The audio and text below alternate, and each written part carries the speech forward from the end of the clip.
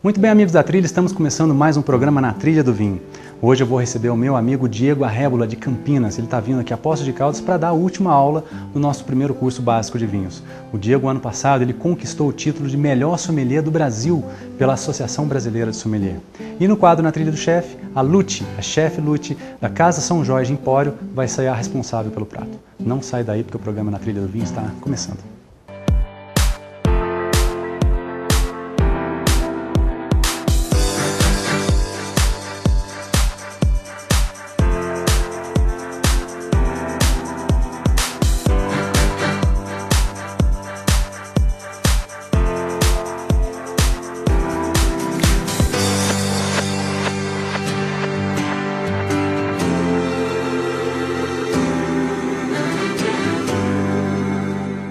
Muito boa noite, amigos da trilha. Estamos começando nosso programa, como eu avisei na abertura. Estou recebendo o meu amigo Diego Arrébola, veio lá de Campinas para bater um papo de vinho e serviço do vinho. Diego Arrébola, meu amigo, seja bem-vindo ao programa Na Trilha do Vinho. Obrigado pelo convite, Fábio. Diego Arrébola, 31 anos, casado com a Gisele, pai do Diego, Vitória, Maria Eduarda e Ana Cecília, natural de São José dos Campos e vive em Campinas desde 2007, correto? Correto. Ô Diego, vamos contar então para quem está lá em casa, quem é você, um pouquinho da tua história, só para coroar o que a gente abriu lá, falando que ele foi eleito simplesmente o melhor sommelier do Brasil no ano de 2012. Minto, ele não foi eleito, ele conquistou o título de melhor sommelier do Brasil, porque foi uma disputa acirrada com os melhores sommeliers do Brasil.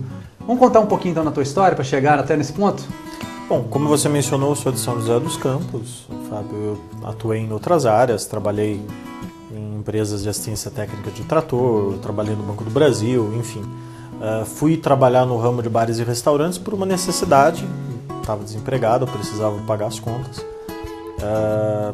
O restaurante em que eu trabalhava, ele ficava dentro de um shopping center, não havia tempo suficiente para eu ir até minha casa no intervalo entre almoço e janta. Então eu aproveitava para ficar na livraria do shopping, lendo livros de assuntos diversos, inclusive gastronomia e vinhos. E o que me chamou mais atenção, o que me despertou mais atenção naquele momento foi o vinho, né, o tema vinho. Sempre estudei, sempre gostei do assunto. Quando eu saí desse restaurante, tive a oportunidade, logo em seguida, num bar de grande porte na cidade, já especificamente como sommelier, cuidando dos vinhos da casa. E a partir daí isso me incentivou a estudar mais. Eu saí dessa área de sommelierie, passei 2 anos gerenciando casas, mesmo depois de eu me mudar para Campinas, ainda durante um ano eu trabalhei gerenciando uma casa e tive a oportunidade, quando inaugurou em Campinas o Oliveto Restaurante, eu fui contratado para uma outra função e tive a oportunidade de assumir a posição de sommelier do restaurante.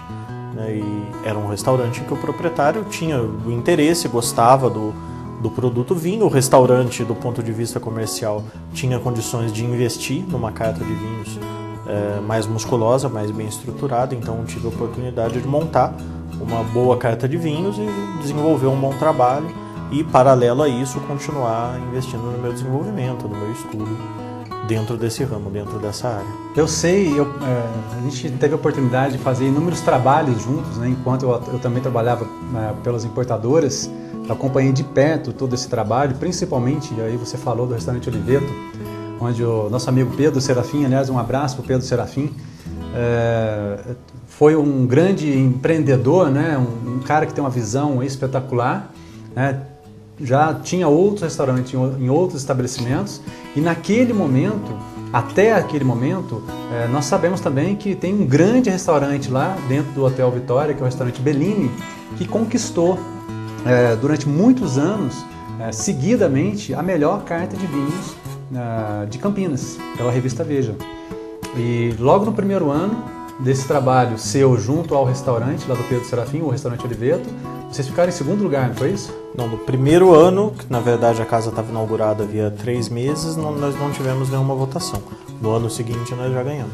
A partir do segundo ano, quando eles participaram então dessa eleição, já foi eleito a melhor carta de vinhos de Campinas. Então você percebe a complexidade e a responsabilidade do trabalho junto a um investidor que tem essa visão de empreendedorismo, com uma qualidade técnica de conhecimento de um sommelier profissional para preparar essa carta com uma seleção. E o que você fez? É baseado no que hoje um restaurante, para quem tem restaurantes lá, pode montar hoje uma carta de vinhos? Em essência, o trabalho todo com vinho no interior é um trabalho construído em cima da quebra de paradigmas. Ok. O interior de São Paulo, embora seja muito rico, até muito pouco, mas muito pouco tempo atrás mesmo, não tinha um trabalho diferenciado com vinho, não tinha profissionais. O Manuel Beato, por exemplo, mais reconhecido como um dos melhores sommeliers do Brasil, é do interiorzão de São Paulo, mas desenvolveu toda a carreira dele em São Paulo. Então, um restaurante se propor a ter um sommelier dedicado exclusivamente para isso já era uma quebra de paradigma.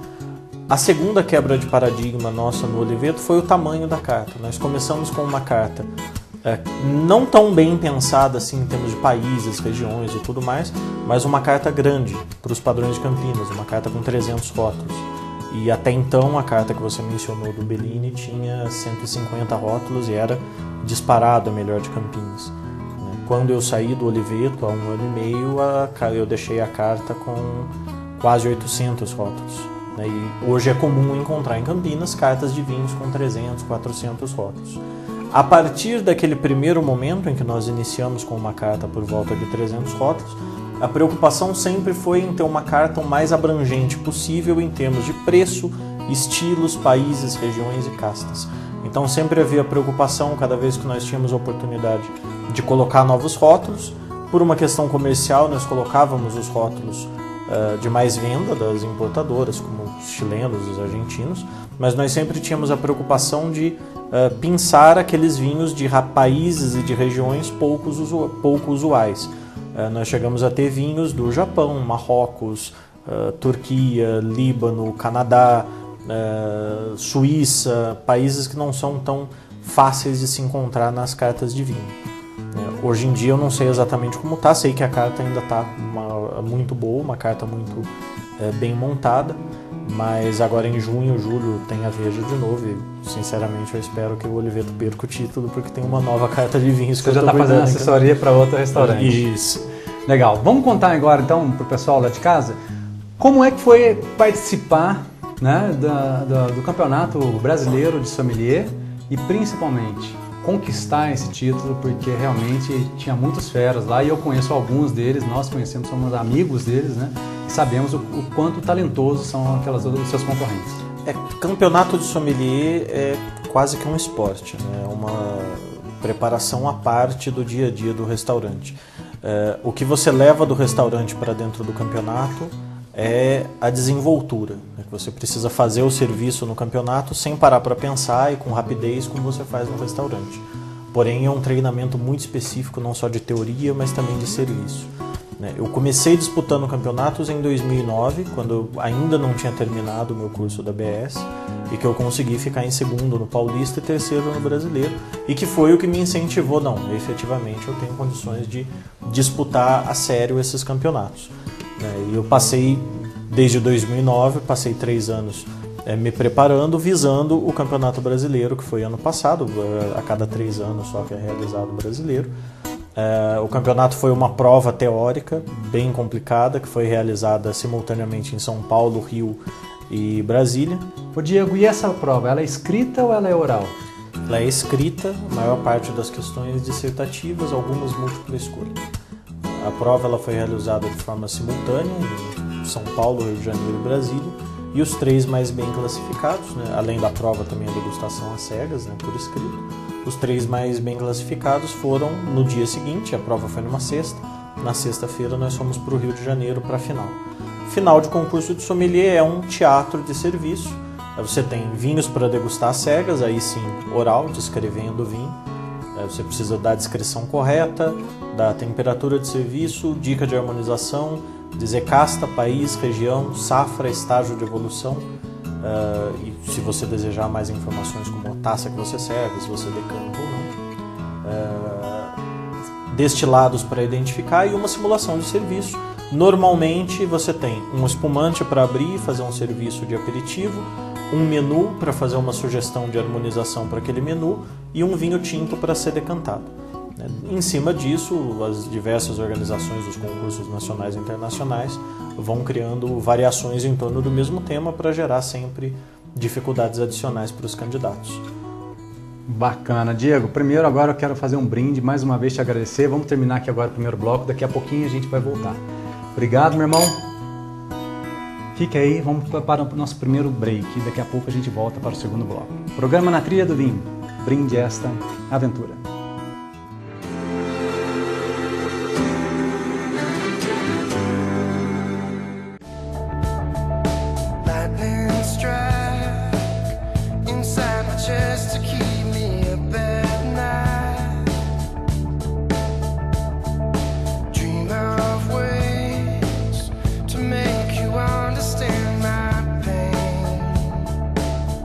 Garra Peugeot, a gente se encontra aqui.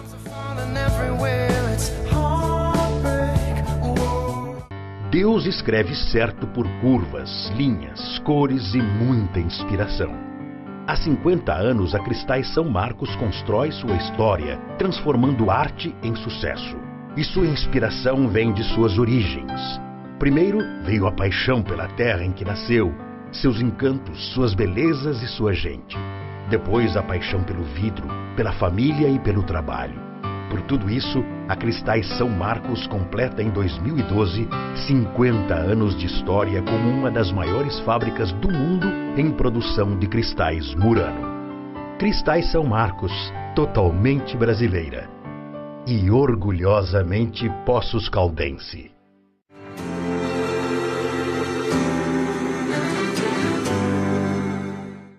Voltamos para o segundo bloco do programa Na Trilha do Vinho, que é o nosso bate-papo com Diego Arrebola, um sommelier profissional que reside em Campinas, mas é natural de São José dos Campos. Ô Diego, muita gente talvez não saiba o que faz um sommelier, né? E a tua aula de hoje, que você vai dar lá para a última aula do nosso primeiro curso básico de vinhos aqui, nós vamos falar bastante da atividade de um sommelier. Vamos então contar as principais funções, responsabilidades de guarda, tipos de equipamentos, temperatura, serviço. Fique à vontade. Em relação à função do sommelier, é um pouco diferente. A função do sommelier, por definição, o sommelier é o responsável por servir e garantir o correto serviço das bebidas em geral, em especial o vinho. Traduzindo em miúdos, o sommelier é responsável por tudo que é líquido dentro do restaurante, menos a sopa. A sopa cuida do chefe de cozinha. Todas as demais bebidas, alcoólicas ou não, são de responsabilidade do sommelier. Conhecer, sugerir, harmonizar com os pratos, fazer a sugestão para os clientes e garantir que elas vão ser servidas corretamente. A nossa aula hoje ela vai ser focada em dicas de guarda e armazenamento e serviço de vinhos, voltado para o nosso consumo do dia a dia, que é diferente de uma situação de restaurante. Por exemplo, guarda de vinhos. Numa situação de restaurante, você precisa ter uma cave do Ju, uma adega grande para trabalho com os seus vinhos de giro que você vai utilizar durante o dia. E essa adega ela precisa estar em temperatura de serviço, de 14 a 16 graus para o vinho tinto, para ele chegar ali na mesa entre 16 e 18. E o armazenamento em casa já precisa ser diferente, porque você está guardando o vinho para guarda. É um vinho que você está armazenando para aquele vinho envelhecer. Quando você vai consumir aquele vinho, você consegue programar com meia hora, com 1 hora de antecedência, então você pode tirar ele. Então uma adega doméstica já precisa de uma temperatura mais baixa, por volta dos 12 graus, que é a temperatura ideal para guarda de vinhos, independente de serem brancos ou tintos. Além disso, se você não tiver uma adega, obviamente, é importante você ter um ambiente escuro, sem vibrações. E o mais importante do que a temperatura é a não variação dessa temperatura. É menos danoso para o vinho se você guardar ele a uma temperatura constante de 20 graus do que se você mantiver ele num ambiente em que hoje tem 12, amanhã tem 16, depois de amanhã tem 12 de novo e em seguida vai a 18. Isso é mais danoso para o vinho do que você ter uma temperatura um pouquinho mais alta, porém constante. Repetindo que o ideal é sempre a temperatura mais baixa, mais fresquinha. E a parte disso, alguns equipamentos básicos também que a gente pode ter em casa com facilidade. Um saca-rolhas de boa qualidade que permita retirar a rolha sem maiores problemas. Um jogo de taças de boa qualidade, taças finas, taças que não sejam de vidro grosso. A gente brinca em restaurante que tem aquelas taças de vidro que são tão grossas que dá para martelar prego na parede, né? Essas não são adequadas. O ideal é que, mesmo que a taça não seja cristal, mesmo que seja vidro, mas um vidro de boa qualidade, com uma borda fina, um balde de gelo e um decanter. Basicamente, com isso você consegue ter um serviço adequado para o seu vinho em casa. Aí um segundo capítulo é você se preocupar com a temperatura em que você vai servir o vinho. Hoje em dia tem uma série de instrumentos que você pode encontrar no mercado para comprar, termômetros de modelos diversos, desde aqueles que você coloca dentro do vinho até termômetros que abraçam a garrafa para verificar a temperatura, para você ter condições de servir na temperatura correta.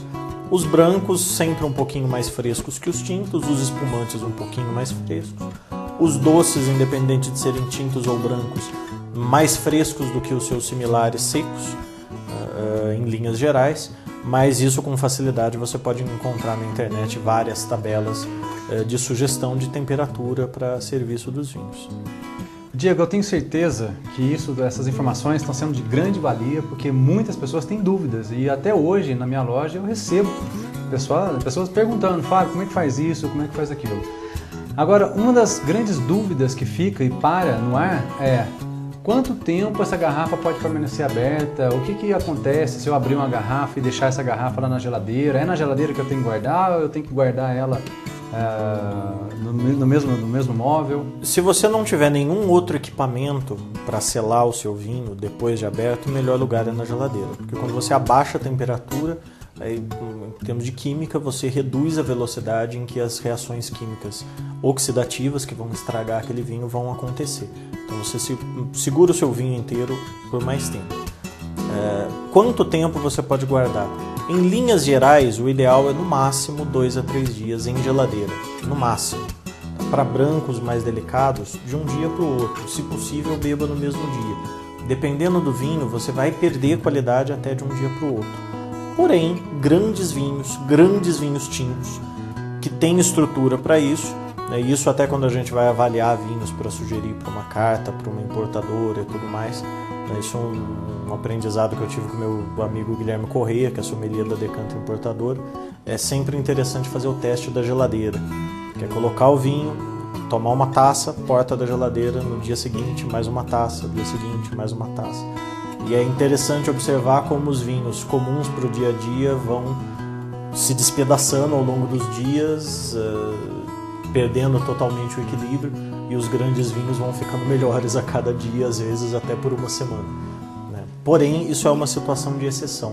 Não se arrisque a fazer isso com o seu grande vinho em casa. Se você tiver algum vinho que sobrou uma quantidade maior, vale a pena fazer a brincadeira.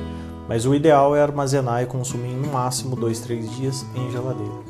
Sempre baixando a temperatura para diminuir a oxidação. Diminuir a velocidade desse processo. Diego, eu estou muito feliz porque o Diego é meu amigo mesmo e eu tive a felicidade de saber que ele chegou há pouquíssimas semanas do Japão, onde ele foi representar, gente, o Brasil, bandeira verde e amarela, no Japão, no concurso mundial de sommelier, Diego.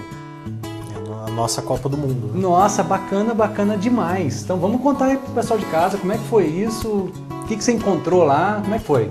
O Mundial ele acontece a cada 3 anos, desde 68, né? Religiosamente a cada 3 anos, desde 83, se não me engano. Mas o campeonato já é organizado desde 68. Reúne os melhores sommeliers de cada país pode indicar um sommelier, cada país tem o seu critério para definir quem vai. No caso do Brasil, vai o campeão brasileiro para representar o país. É uma experiência única, não só pela viagem, por conhecer um belo país e tudo mais, mas principalmente pelo contato que você tem com os melhores profissionais do mundo. Foi a primeira vez que conseguiram reunir no concurso quase todos os campeões mundiais de sommelier. Então, dos últimos 13 campeões, 12 estavam lá. Nossa, que responsabilidade. Exatamente. E com o que foi eleito agora, o 14º, tinham 13 campeões do mundo lá. E, além dos melhores sommeliers do mundo inteiro, de vários países. Você tem uma troca de experiências e de contatos muito importante, que acaba sendo fundamental no seu crescimento, no seu aprendizado, abre portas para amanhã depois você poder ter mais contatos com esses países e aprender um pouco mais sobre esses países, sobre a sua cultura do vinho. É sempre um aprendizado. Obviamente a vitória é sempre o mais gostoso, mas só vai ter um campeão. Os europeus em geral e alguns países em especial como o Japão, Canadá, tem uma tradição muito mais forte do que nós, tem uma estrutura para a preparação dos seus profissionais que nós nem sonhamos em ter. Então eles saem na frente por larga vantagem, mas não deixa de ser uma experiência extremamente prazerosa participar de um concurso como esse. Nossa, Diego, isso encheu a gente de orgulho e eu que pude acompanhar uma boa parte da tua história, me sinto muito honrado de ter você como aí um ídolo meu, né? Que eu estou aí também na trilha do vinho, buscando conhecimento e sabendo que você é tão próximo, né? Com muito esforço, com muita dedicação, muita leitura e aquilo, gente, na vida nada é fácil, né? Eu sempre falo que muita gente fala assim, o cara teve sorte. Muitas pessoas falam assim, o cara teve sorte. Eu repito o que eu aprendi numa palestra, que a definição de sorte é o local onde a preparação e a oportunidade se encontram. Não adianta nada você estar preparado e não ter oportunidade, mas também não adianta nada você ter a oportunidade e não estar preparado. E o que o Diego faz rotineiramente é isso, se preparar para quando tiver a oportunidade. Sorte em termos de concurso de sommelier significa perguntarem justamente aquilo que você estudou. Mas alguma coisa você precisa ter estudado. Você tem que ter estudado. Se você não tiver estudado nada, não tem sorte que resolva. Eu quero que você fique aí, porque agora nós vamos para o terceiro bloco, onde nós vamos receber a chefe Luti, lá da Casa São Jorge Empório, que vai preparar pra gente o prato. Então, daqui a pouquinho, fica aí que a gente já volta. O programa Na Trilha do Vinho. Brinde esta aventura.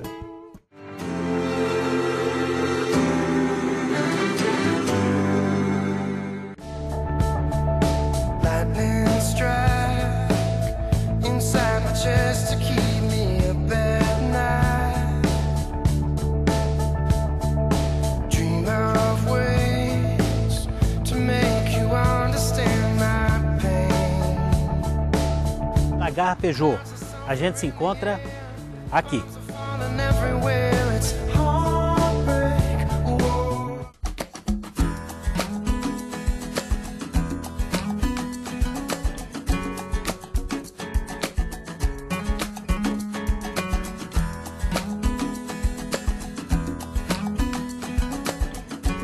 Quer saber tudo sobre vinhos? Venha na Trilha do Vinho, uma loja especializada com mais de 300 rótulos e produtos gastronômicos de diversas regiões do mundo. Acesse natrilhadovinho.com.br. Curta também a nossa página no Facebook. Confira nossas degustações e adquira nossos produtos. Para Poços, o frete é grátis. Rua Luiz Vianucci, 55, Chácara dos Cravos. Telefone 35 3721 4276. Poços de Caldas. Na Trilha do Vinho.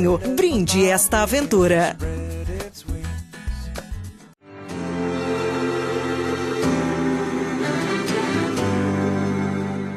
Muito bem, amigos da trilha, estamos agora naquele momento do quadro Na Trilha do Chefe, onde eu estou recebendo a chefe Luti, da Casa São Jorge Empório, e que está preparando o prato para eu e Diego Arrebola jantar. Luti, muito obrigado, seja bem-vindo ao programa Na Trilha do Vinho. Eu que agradeço o espaço que você concedeu a gente. É bacana a gente estar aqui cozinhando e mostrando para vocês os detalhes, a preparação do prato. Eu acho que isso deixa a gente mais perto, né? E tira aquela mitificação toda da cozinha. Eu acho que cozinhar qualquer um pode, não? Vamos aproveitar então, contar para o pessoal que está lá em casa, como é que saiu aí, como é que nasceu a sua paixão pela gastronomia? Bem, comer sempre foi meu fraco, né? Ou meu forte. Adoro comer, adoro degustar. E assim, que eu me lembro, eu acho que desde uns 8 anos de idade, eu esperava meu pai e minha mãe dormir para de madrugada eu cozinhar o almoço para eles do dia seguinte. Claro que eu levava uma bronca por causa disso, mas essa sempre foi a minha paixão. E desde então eu fui comendo bastante, aprimorando bastante a elaboração dos pratos. Tem muita influência disso da minha mãe e da minha avó. Minha avó, inclusive, está fazendo aniversário esse mês, eu queria mandar um beijo a ela. Vó, te amo muito e você faz parte de toda essa minha história. Claro que minha mãe também me ajudou muito. E lá em casa eu tenho um bando de comilões, né? O que me ajuda muito porque eu posso fazer quantos pratos eu quiser por dia, que tem ali gente para testar, provar e falar se tá bom ou ruim mesmo. De onde nasceu então esse desejo? Casa São Jorge Empório, como é que surgiu tudo isso? Isso é um sonho meu e do Rafael. A gente, na verdade, pesquisou durante 2 anos. Viajamos um pouquinho o Brasil aí, pesquisando casas, pratos, lendo muito. E, de repente, surgiu a oportunidade. Vamos montar a Casa São Jorge Empório. Até é muito engraçado a respeito do nome, porque todo empório tem nome de santo, não? E aí eu pensei, gente, que nome de santo? Que santo que eu vou querer que apadrinhe, né, o meu empreendimento? Aí eu pensei, falei, gente, São Jorge, que é santo mais guerreiro? Não tem, né? Eu acho que é um nome forte, um nome bacana. Eu acho que esse é o nosso conceito. É lutar, é aprender, é levantar, cair de novo e assim continua. Vamos contar então agora pro pessoal que está lá em casa que prato que você preparou para mim e para o Diego Arrébola jantar na noite de hoje. Então, eu trouxe para vocês nesse jantar uma costelinha defumada, flambada na cachaça ao molho de rapadura. Essa costelinha faz parte do nosso cardápio, claro. É um prato bem agradável, muito suculento. E é um prato que surpreende o paladar da gente, porque essa mistura da cachaça com a rapadura e mais a costelinha, você pode achar que não dá certo, né? Mas fica excelente. Pessoal, agora chegou a hora da gente provar aquele prato.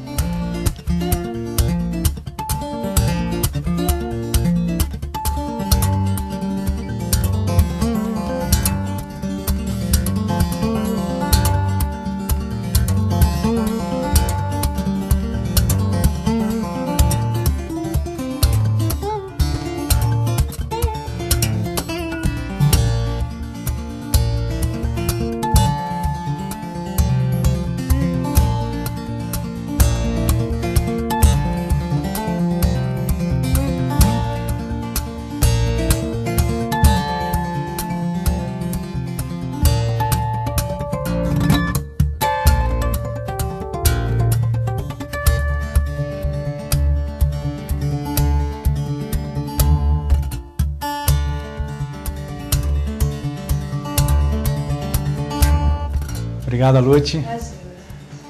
Muito bem, amigos da trilha, agora chegou aquela hora de provar o prato que foi preparado pela Lute da Casa São Jorge Empório em Poços de Caldas. Diego, antes de mais nada, eu quero te agradecer muito pela participação aqui no nosso programa. Tá? Para mim foi uma honra receber você, meu amigo, aqui na minha terra, minha cidade natal, e poder dividir com os telespectadores um pouquinho de informações de vinhos. E quero te passar aí as palavras para as considerações finais e também gostaria de ouvir um pouquinho sobre essa harmonização, essa costelinha com esse vinho alemão Pinot Noir. Fábio, em primeiro lugar eu que agradeço, né, o seu convite para estar aqui em Poços de Caldas, agradeço aos telespectadores pela audiência e paciência com a nossa conversa aqui, é sempre um prazer e disponha. Em relação à harmonização, a carne de porco é uma carne delicada, então ela vai pedir vinhos tintos delicados com um pouco tanino. Nessa preparação especial nós temos o toque defumado da carne, temos o toque adocicado do molho, então nós precisamos de um vinho que tenha uma fruta abundante em função desse toque adocicado, mas que ao mesmo tempo tenha uma boa acidez para cortar essa doçura. E a nossa opção hoje foi por esse Pinot Noir alemão. A Alemanha é prioritariamente uma terra de vinhos brancos. Esse Pinot é especial da região do Pfalz, uma vinícola que pertence ao produtor Dr. Lusin. Né? Uma vinícola que ele tem, o Dr. Lusin é de uma outra região, essa é uma vinícola que ele tem na região do Pfalz, é um Pinot 2009 que está muito agradável, com um nariz bem interessante, com bastante fruta, com uma acidez interessante, um vinho bem suculento para acompanhar essa carne de porco que a chefe preparou para nós. Então agora chegou a hora da gente provar esse prato, mais uma vez, meu amigo, um brinde, volte sempre à nossa terra, tá? E eu quero também agradecer aos nossos telespectadores. Amigos da trilha, brinde esta aventura.